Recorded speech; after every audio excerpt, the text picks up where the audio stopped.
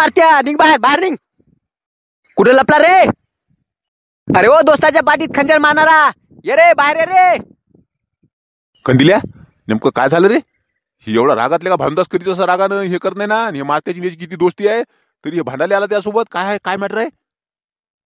मला कुठे मी तर त्यासोबत हवे किती सकाळपासून. काय झालं नेमकं काय माहिती बा. ते पकड बरं, ते पकड त्याला काय भांडणं कराल ते काय दोघांची भांडणं होईल बरं चांगली.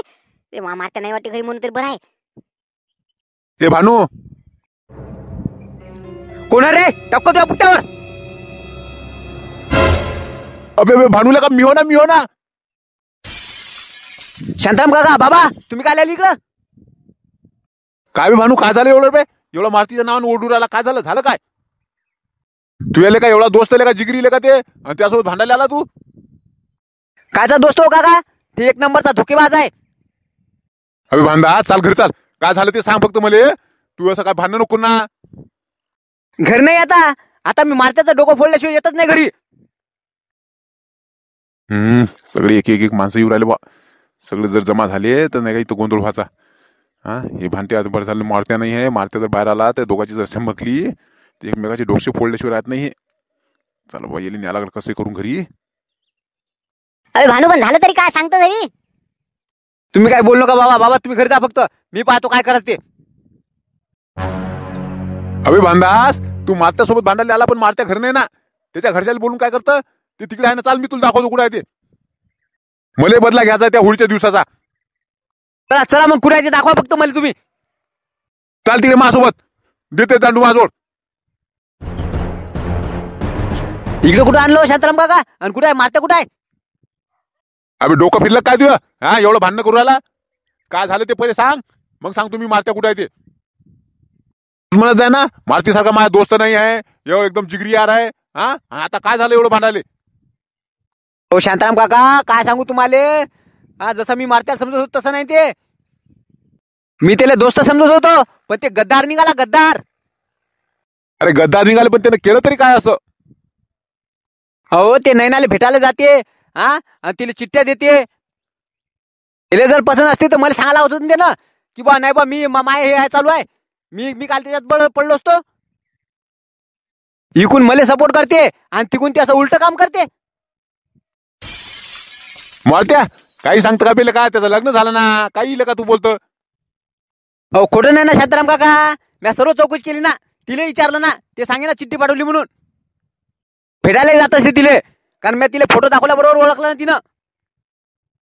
नाही का तुझा दोस्त असा करेल का लगे?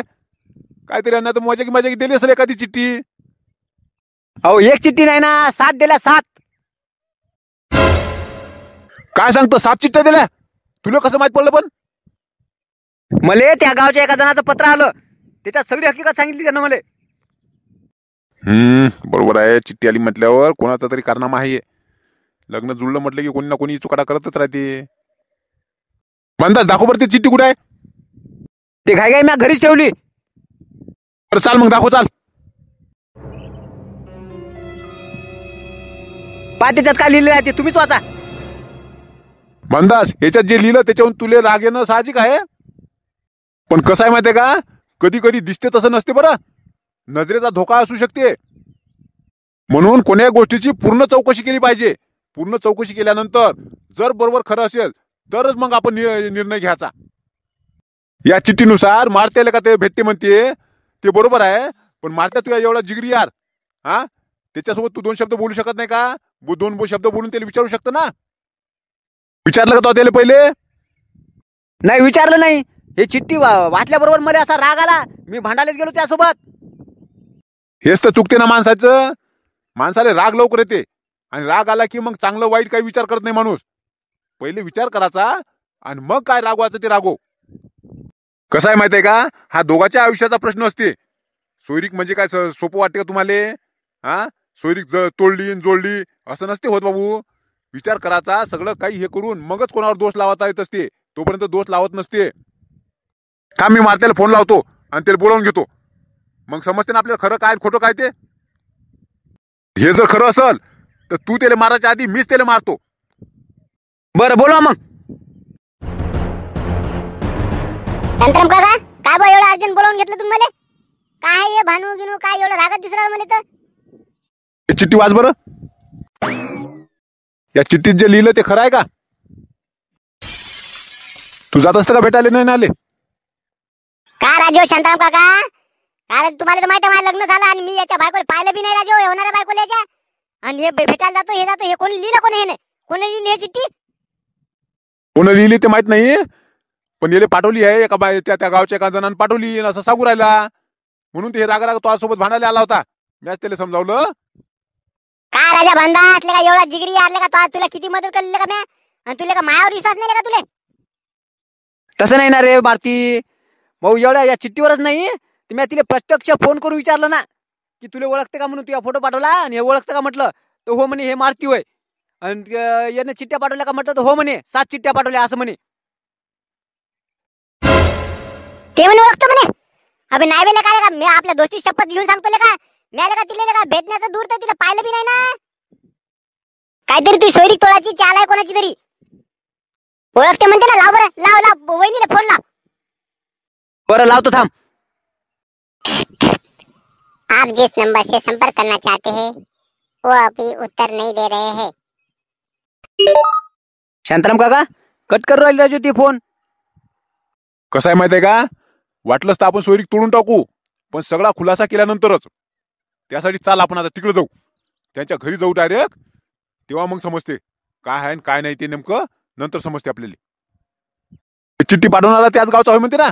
पाहू ना आपण कोण पाठवली काय पाठवली. त्यांच्यासोबत बोलल्याशिवाय आपल्याला खरं खोटं समजणार नाही. त्यासाठी तू आता लगेच गाडी काढ आणि जाऊ आपण तिकडं. बरं चला मग, काय खरं आणि काय खोटं आहे ते समजलंच ना तिथं गेल्यावर.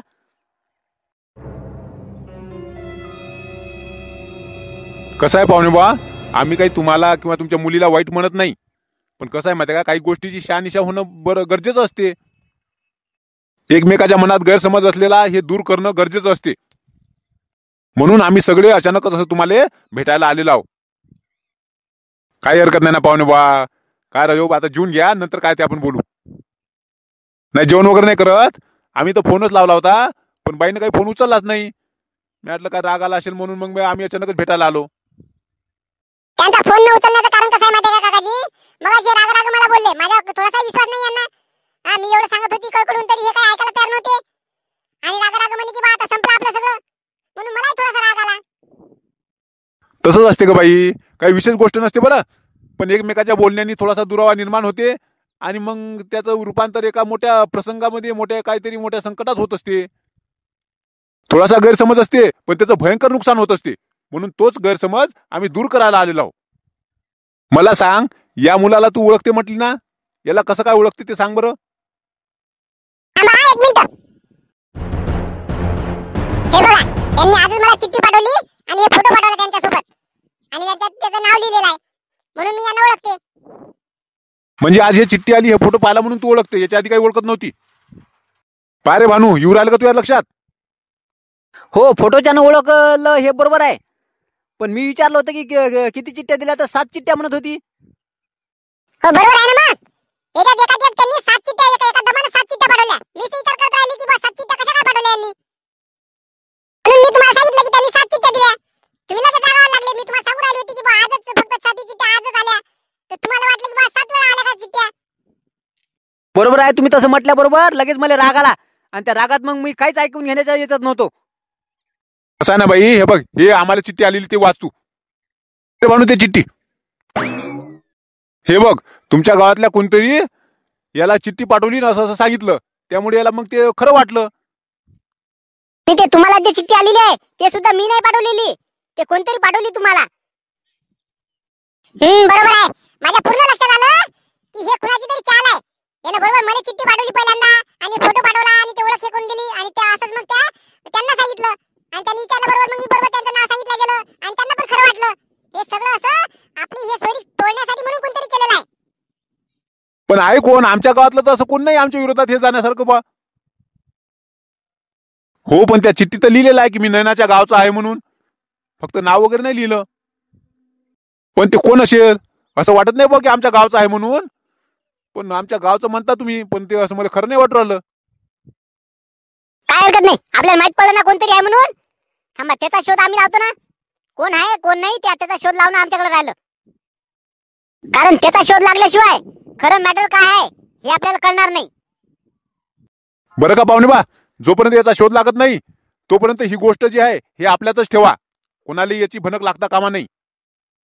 कारण कसं आहे माहितीये का, लोकाले चर्चेले विषयच पाहिजे असते, त्याला खऱ्या खोट्याचं काही घेणं नसते. काही हरकत नाही ना असं लेकीबाईचं वाईट करणाऱ्याचं, असं हे तर शोध लागलाच पाहिजे, कोण आहे ते समजलंच पाहिजे आपल्याला. बरं चला मंडळी, आता कशा पद्धतीने याचा शोध लागते का नाही लागत ते आता उद्याच्या भागात पाहू आपण. कारण कसं आहे माहितीये का, आता या चिठ्ठीवर तर लिहिलेलं आहे की या गावचा माणूस आहे, पण या गावचा तर हे कोण नाही म्हणते. आता नाव नाही काय नाही म्हटलं शोधणं कसं, त्याला शोधाव तर कसं शोधाव. पण पाहू, काहीतरी प्रयत्न तर करावा लागणार आहे आम्हाला. कारण खरं खोटं करण्यासाठी त्याचा शोध घेणं आवश्यक आहे. कारण दोन्ही कुटुंबाच्या इज्जतीचा प्रश्न आहे.